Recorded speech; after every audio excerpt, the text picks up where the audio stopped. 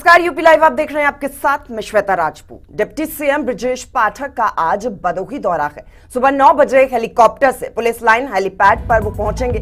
सुबह 9:15 बजे का वक्त, जब जिला अस्पताल पहुंचकर निरीक्षण भी उनकी ओर से किया जाएगा। तो बड़ी जानकारी देखिए, डिप्टी सीएम ब्रजेश पाठक को लेकर आज उनका भदोही दौरा है। सुबह 9 बजे हेलीकॉप्टर से पुलिस लाइन हेलीपैड पर वो पहुंचेंगे। सुबह 9:15 बजे जिला अस्पताल पहुंचकर निरीक्षण भी उनकी ओर से किया जाएगा। डिप्टी सीएम ब्रजेश पाठक आज भदोही दौरे पर रहने वाले हैं। सुबह 9 बजे हेलीकॉप्टर से पुलिस लाइन हेलीपैड पर वो पहुंचेंगे। सुबह 9:15 बजे का वक्त, जब जिला अस्पताल पहुंचकर वो निरीक्षण करेंगे।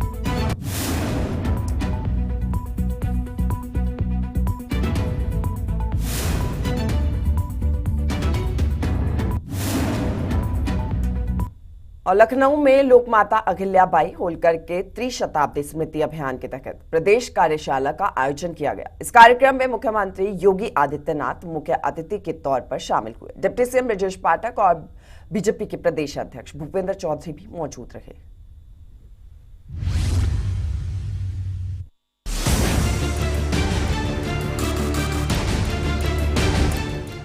लखनऊ के इंदिरा गांधी प्रतिष्ठान में आयोजित अहिल्या होलकर त्रिशताब्दी स्मृति अभियान की प्रदेश कार्यशाला में मुख्यमंत्री योगी आदित्यनाथ ने लोकमाता अहिल्याबाई के योगदान को याद किया। उन्होंने कहा कि अहिल्याबाई ने नारी शक्ति का प्रतीक बनकर सनातन धर्म की पुनर्स्थापना की और सोमनाथ मंदिर का पुनर्निर्माण कराया। सीएम ने जोर देकर कहा, ये नया भारत है जो किसी को छेड़ता नहीं, लेकिन छेड़े जाने पर दुश्मनों को उनके घर में घुसकर मारता है। देश को धर्मनिरपेक्ष के पथ पर ले जाकर के कहां पहुंचा दिए थे। जब भारत एक दिग्धर्म की और अपनी पहचान के लिए मोहताज हो गया था, आज भारत अपनी पहचान के लिए मोहताज नहीं है। एक नया भारत है। नया भारत वही जैसे अपने सम्मान की भी और अपने स्वाभिमान की भी रक्षा करना आता है। और अभी ऑपरेशन सिंदूर के माध्यम से भारत ने दुश्मन को जिस प्रकार से जवाब दिया है, दुनिया ने भारत की इस ताकत का लोहा माना है। भारत के बहादुर जवानों के प्रति भी हम सबके द्वारा इस अवसर पर अपना अभिनंदन और अपनी कृतज्ञता ज्ञापित करनी चाहिए। इस विश्वास के साथ केंद्र और राज्य सरकार की महिला सशक्तिकरण और महिला स्वावलंबन के लिए किए गए कार्यक्रमों को अलग अलग प्रकार से रेखांकित करने के लिए, क्या जो शौचालय बने, 12 करोड़ शौचालय देश के अंदर बने, क्या ये महिला सशक्तिकरण का आधार नहीं था? 80 करोड़ लोगों को फ्री में राशन की सुविधा का लाभ देने की व्यवस्था हुई, क्या ये महिला सशक्तिकरण का आधार नहीं? क्योंकि गृहस्थी का संचालन तो एक नारी करती है, उसको पता है कैसे घर चलाना है। आयुष्मान भारत के माध्यम से जिन 50 करोड़ लोगों को देश के अंदर स्वास्थ्य की सुविधा का लाभ प्राप्त हो रहा है, यह महिला सशक्तिकरण का उदाहरण है। 12 करोड़ परिवारों को उज्ज्वला योजना के अंतर्गत जो रसोई गैस के सिलेंडर प्राप्त हुए, तो फेफड़े भी खराब होने से बचे, आंखें भी खराब होने से बची। यह भी महिला सशक्तिकरण का एक उदाहरण है। सीएम योगी ने केंद्र सरकार की महिला सशक्तिकरण योजनाओं को गिनाया। उन्होंने कहा कि बेटी बचाओ बेटी पढ़ाओ, उज्ज्वला योजना और नारी शक्ति वंदन अधिनियम जैसे कदम अहिल्याबाई के आदर्शों को साकार कर रहे हैं। ये भारतीय जनता पार्टी की डबल इंजन सरकार ने नारी वंदन अधिनियम के माध्यम से जिस कार्यक्रम को प्रधानमंत्री मोदी जी ने पंचायत से लेकर के संसद तक अब उनकी 33% उपस्थिति अनिवार्य हो, इसको एक गारंटी के रूप में दे दिया है। ये गारंटी उसी श्रृंखला का हिस्सा है कि आधी आबादी आज जीवन के प्रत्येक क्षेत्र में, वह ग्राम प्रधान हो या देश की संसद में, वह फाइटर विमान की चालक हो या पुलिस बल या अर्धसेना बल के अधिकारी के रूप में या जवान के रूप में कार्य करती हुई, एक प्रशासनिक व्यवस्था के साथ जुड़ी हुई हो या सार्वजनिक जीवन में कार्य करने वाली एक किसी स्वयंसेवी समूह के माध्यम से अपनी सेवाएं समाज को प्रदान करने वाली एक सामान्य नारी के रूप में अपना जीवन यापन करने वाली, इन सभी का अपना अपना योगदान है समाज के निर्माण में।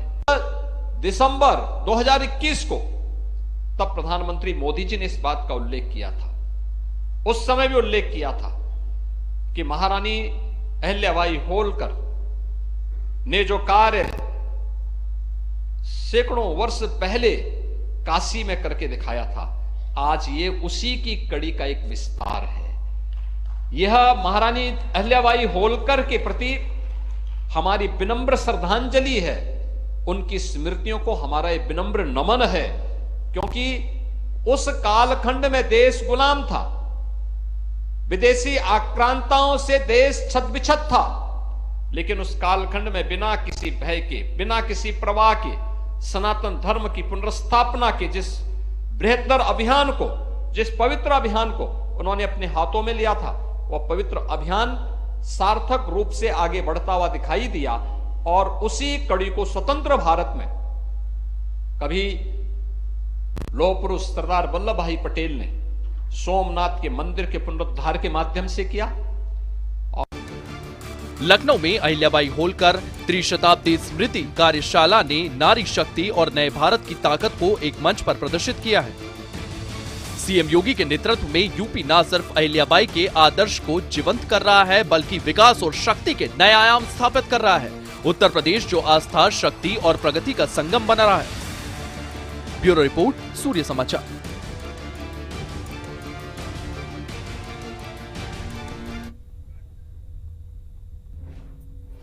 और लखनऊ में मुख्यमंत्री योगी आदित्यनाथ ने खाद्य सुरक्षा एवं औषधि प्रशासन विभाग के अधिकारियों के साथ में अहम बैठक की है। सीएम ने खाद्य पदार्थों में मिलावट और नकली दवाओं के कारोबार को सामाजिक अपराध करार देते हुए सख्त कार्रवाई के निर्देश दिए।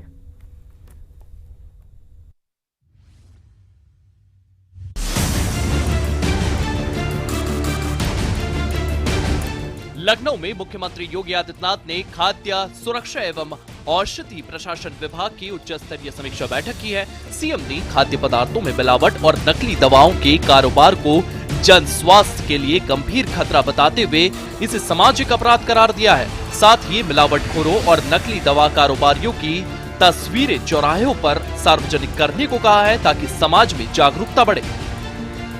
सीएम योगी ने अधिकारियों को सख्त हिदायत दी है कि मिलावट और नकली दवाओं के खिलाफ जीरो टॉलरेंस की नीति अपनाई जाए। उन्होंने खाद्य और औषधि जांच प्रयोगशालाओं को और सशक्त करने, नियमित छापेमारी और उपभोक्ताओं को जागरूक करने के लिए अभियान चलाने के निर्देश दिए हैं। बैठक में खाद्य सुरक्षा मंत्री दयाशंकर सिंह और विभाग के वरिष्ठ अधिकारी मौजूद रहे। लखनऊ में सीएम योगी की इस बैठक ने खाद्य सुरक्षा और जन स्वास्थ्य को लेकर उनकी प्रतिबद्धता को फिर रेखांकित किया है। मिलावट और नकली दवाओं के खिलाफ सख्त कार्रवाई और जागरूकता अभियान से यूपी में स्वच्छ और सुरक्षित खाद्य प्रणाली की नींव मजबूत हो रही है। ब्यूरो रिपोर्ट, सूर्य समाचार।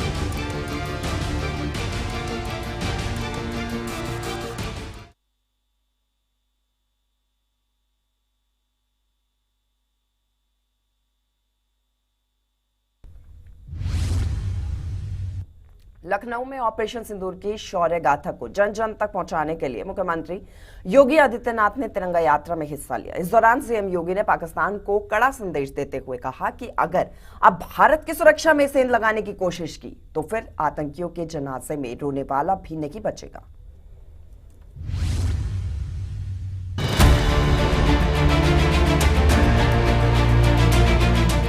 लखनऊ में मुख्यमंत्री आवास से शुरू हुई तिरंगा यात्रा में लोग शामिल हुए। यह यात्रा का मकसद ऑपरेशन सिंदूर की सफलता और भारतीय सेना के शौर्य को जनता तक पहुंचाना था। इस दौरान सीएम योगी आदित्यनाथ ने कहा, ऑपरेशन सिंदूर ने दिखा दिया है कि ये नया भारत दुश्मनों को उनके घर में घुसकर मारता है। अगर पाकिस्तान ने भारत की सुरक्षा में सेंध लगाने की कोशिश की तो आतंकियों के जनाजे में कोई रोने वाला भी नहीं बचेगा। आतंकवाद का पोषक पाकिस्तान और उसके आका इस पूरी घटना में मौन बने रहे। स्वाभाविक रूप से भारत के आन मान शान की रक्षा करने के लिए प्रतिबद्ध हमारी सरकार ने जब ये सारे के सारे प्रमाण देने के बाद भी पाकिस्तान अपनी हरकतों से बाज नहीं आया, तो अंततः ऑपरेशन सिंदूर का एक अभियान चलाया गया और आपने देखा होगा कि पहले दिन ही 100 से अधिक आतंकियों को और उनके परिवार से जुड़े हुए उन लोगों को जो प्रत्यक्ष रूप से इस पूरे आतंकी घटनाक्रम पर आतंकवाद के विष बेल को पालने पोसने में योगदान दे रहे थे, उनको जिस तरीके से उनके बीभत्स कृत्य की सजा दी गई, ये पूरे देश ने भी और पूरी दुनिया ने देखा है और भारत की सेना के बहादुर जवानों के पराक्रम और शौर्य का लोहा भी माना है।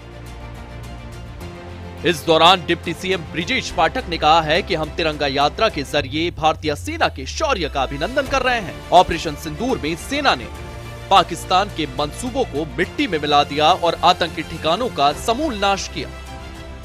हम सब जानते हैं कि पड़ोसी देश पाकिस्तान ने समय पर जिस ढंग से भारत में आतंकवाद को प्रायोजित करते हुए अमन चैन को डिस्टर्ब करने का प्रयास किया था, भारतीय सेनाओं ने उसे मुंहतोड़ जवाब देते हुए उन्हें मिट्टी में मिलाने का काम किया है। आज हम सब यहाँ एकत्र हुए हैं भारतीय सेनाओं के शौर्य को सलाम करने के लिए, उन्हें प्रणाम करने के लिए, अभिनंदन करने के लिए।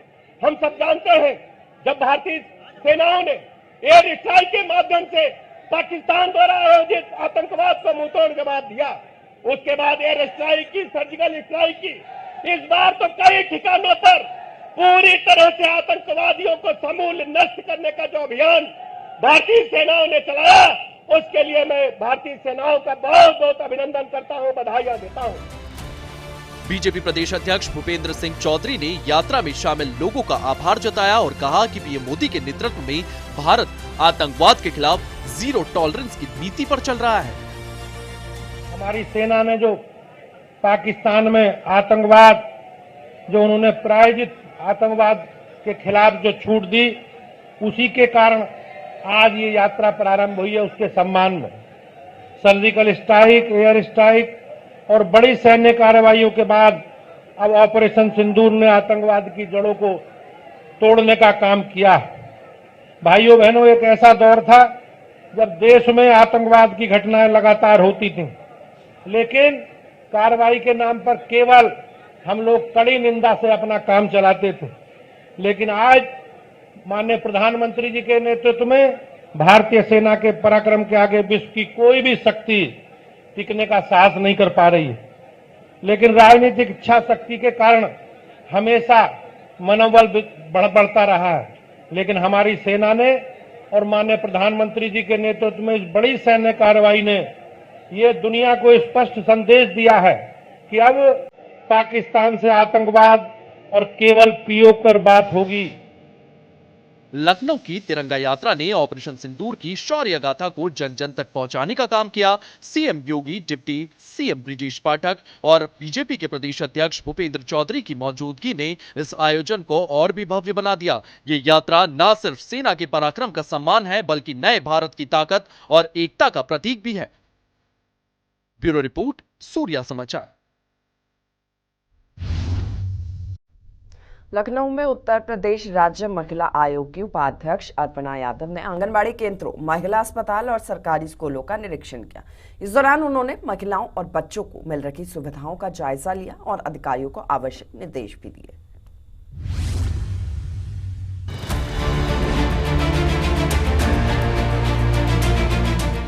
लखनऊ में यूपी के राज्य महिला आयोग की उपाध्यक्ष और बीजेपी नेता अपर्णा यादव ने लखनऊ में कल्याणकारी संस्थाओं का दौरा किया है।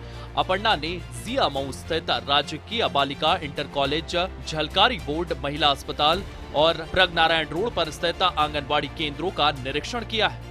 उन्होंने इस केंद्र में बच्चों और महिलाओं को मिल रही सुविधाओं जैसे भोजन, शिक्षा और स्वास्थ्य सेवाओं की गुणवत्ता की जांच की है। कमीशन का एक बहुत बड़ा काम है और महिला कमीशन में कई लोग इस बात को शायद नहीं भी जानते थे पहले कि हमारा काम ये भी है कि हम राजकीय बालिका जो स्कूल्स हैं उनका भी निरीक्षण करें एवं वहाँ पे देखें कि बच्चों को समस्त सुविधाएं जो सरकार दे रही है, और ख़ास तौर से उत्तर प्रदेश सरकार का बहुत बड़ा झुकाव है कि जो है हम अपने सभी बच्चों को शिक्षित कर सकें। तो उसी के ऊपर जो है मैं आज कमीशन के माध्यम से यहाँ पर आई हूँ निरीक्षण करने के लिए, और यहाँ की व्यवस्था, यहाँ के जितने भी अध्यापक हैं, अध्यापिकाएं हैं एवं जो है प्रधानाचार्य हैं, उनसे मिलने भी आई हूँ, बच्चों से मिलने आई हूँ, उनकी क्लासेस देख। इस दौरान अपर्णा यादव ऑपरेशन सिंदूर की सफलता पर पीएम मोदी का आभार जताया। साथ ही कहा सेना के सम्मान में जगह जगह तिरंगा यात्रा का आयोजन किया गया है। मैं आदरणीय प्रधानमंत्री नरेंद्र मोदी जी को हृदय से धन्यवाद देती हूँ और साधुवाद करती हूँ कि उन्होंने जो है इस प्रकार का शौर्य और परचम दिखाया। पूरा भारत आज बहुत गौरवान्वित महसूस कर रहा है और हम सबकी आन बान शान का प्रतीक है तिरंगा। इसीलिए मुझे लगता है कि कहने की भी आवश्यकता नहीं पड़ी। हजारों की संख्या में मुझे लगता है स्कूल्स ने हमें ज्वाइन किया आज तिरंगा यात्रा में। प्रबुद्ध वर्ग से लेकर के हर वर्ग का व्यक्ति, डॉक्टर्स, टीचर्स, इंजीनियर्स, आप बोलिए, वो व्यक्ति वहाँ पर था आज की यात्रा में सुबह में। और सुबह ऐसा लग रहा था कि जैसे 15 अगस्त या जो है 26 जनवरी को माहौल होता है, प्रभात फेरी जब बच्चे निकालते हैं। बड़ी बात यह है कि समस्त लोग जो है अपने अपने घरों से भी तिरंगा लेकर के आए थे। कई लोगों ने बैज बना रखे थे, तो ये हमारे लिए बड़ा हर्ष और गर्व का विषय है। इस यात्रा का हिस्सा मैं भी थी। मुझे बहुत खुशी है कि हमारी भारतीय जनता पार्टी के सभी मुख्य लोग जो है आज जो है इस तिरंगा यात्रा का हिस्सा भी थे। अपर्णा यादव का ये निर्णय लखनऊ में महिलाओं और बच्चों के कल्याण के प्रति योगी सरकार की प्रतिबद्धता को बताता है। आंगनबाड़ी, महिला अस्पताल और सरकारी स्कूलों में बेहतर सुविधा सुनिश्चित करने का ये प्रयास नारी सशक्तिकरण और बाल विकास की दिशा में एक बड़ा कदम है। ब्यूरो रिपोर्ट, सूर्या समाचार।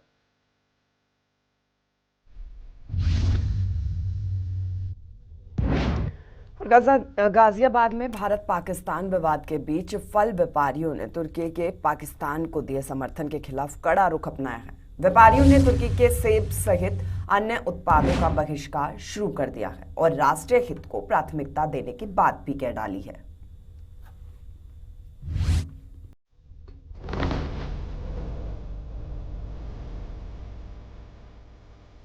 गाजियाबाद के फल व्यापारियों ने तुर्की के पाकिस्तान समर्थन के विरोध में तुर्की से आयातित सेब और अन्य फलों का बहिष्कार शुरू कर दिया है।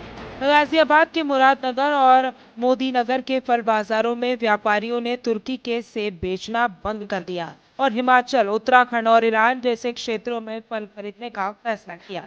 एक स्थानीय व्यापारी शादाब खान ने कहा कि हम उस देश का समर्थन नहीं करेंगे जो आतंकवाद को बढ़ावा देता है। तुर्की भारत से व्यापार का फायदा उठाता है, लेकिन पाकिस्तान के साथ मिलकर हमारे खिलाफ खड़ा है।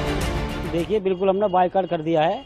तुर्की के किसी भी जो है प्रोडक्ट है, सेब थे, बाकी और फल आते थे वहाँ से जो भी है, क्योंकि तुर्की ने जो है पाकिस्तान का जो है साथ दिया है। और जो है कितना माल तुर्की का आप लोग? काफ़ी माल आता था जी, ये हज़ारों करोड़ का माल आता था यहाँ पे हिंदुस्तान में। उनका जो व्यापार होता था हज़ारों करोड़ से होता था वहाँ का, इसलिए वहाँ का सब बाइकाट कर दिया है। और अब दोबारा वो ऑर्डर नहीं मंगाएंगे? नहीं, बिल्कुल नहीं मंगाएंगे जी, बिल्कुल बाइकाट। तुर्की के सारे फलों का जो भी प्रोडक्ट है सबका। तुर्की से भारत को हर साल करीब 1200 करोड़ रुपए के फल, खासकर सेब आयात होते हैं। व्यापारियों ने कहा कि वो पहले से आए हुए माल को बेच रहे हैं, लेकिन नए ऑर्डर पूरी तरह बंद कर दिए हैं। गाजियाबाद में व्यापारियों ने सरकार से तुर्की के साथ व्यापार पर औपचारिक प्रतिबंध लगाने की मांग भी की है। तुर्की को लेकर सेब की यही बात है जो अभी तक सामने आई थी। जैसे मीडिया के माध्यम से पता चला था कि पाकिस्तान का सपोर्ट कराया तुर्की ने, तो तकरीबन 1200-1400 करोड़ का व्यापार तुर्की से सेब का होता है हमारा, इंडिया का, फ्रूट्स का और सेब का। और 2-4 चीजें हैं उसमें, 2-3 फ्रूट और आते हैं तुर्की से। तो हम लोगों ने ये डिसाइड कराया कि जैसे कि इसने पाकिस्तान का सपोर्ट किया है, तो यानी कि तुर्की ने भी आतंकवाद का सपोर्ट किया है। तो इसलिए हमने उससे जितना भी अपना व्यापारिक संबंध है सब तोड़ने का फैसला लिया है और तकरीबन तोड़ ही चुके हैं।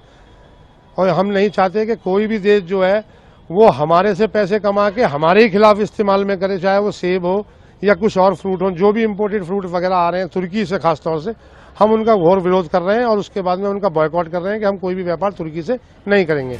गाजियाबाद में फल व्यापारियों का तुर्की के खिलाफ ये बहिष्कार न सिर्फ राष्ट्रीय हित का प्रतीक है, बल्कि भारतीय सेना और सरकार के प्रति उनकी एकजुटता को भी दर्शाता है। ऑपरेशन सिंदूर की सफलता के बाद ये कदम देशभक्ति और आत्मनिर्भरता की भावना को और मजबूत कर रहा है। ब्यूरो रिपोर्ट, सूर्या समाचार।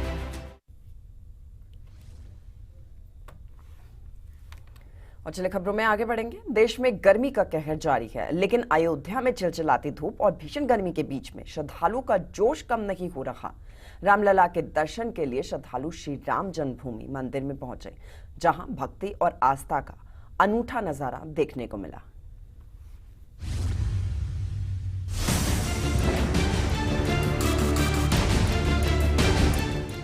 अयोध्या में मई की तपती गर्मी के बावजूद राम जन्मभूमि मंदिर में भक्तों का सैलाब उमड़ रहा है।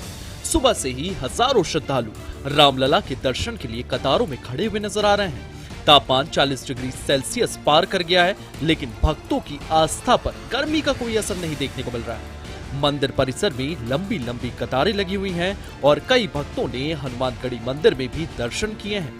श्री राम जन्मभूमि तीर्थ क्षेत्र ट्रस्ट ने भक्तों की सुविधा के लिए पीने के पानी, छाया और पंखों की व्यवस्था की है, ताकि गर्मी में किसी को परेशानी का सामना न करना पड़े। पहले से हमने न्यूज पे देखा था कि 14 मई को कुछ ज्यादा गर्मी रहेगी और दिन के अपेक्षा। कैसे बचाव करेंगे? अब बचाव यही है, गूगल है, अपने दुपट्टे हैं, यही सब है बचाव। बाकी पानी है, पीते रहेंगे और क्या है। राम जी के लिए सब मंजूर है। गर्मी ज्यादा है, लेकिन दर्शन करने वाले की कोई कमी नहीं है यहाँ पे।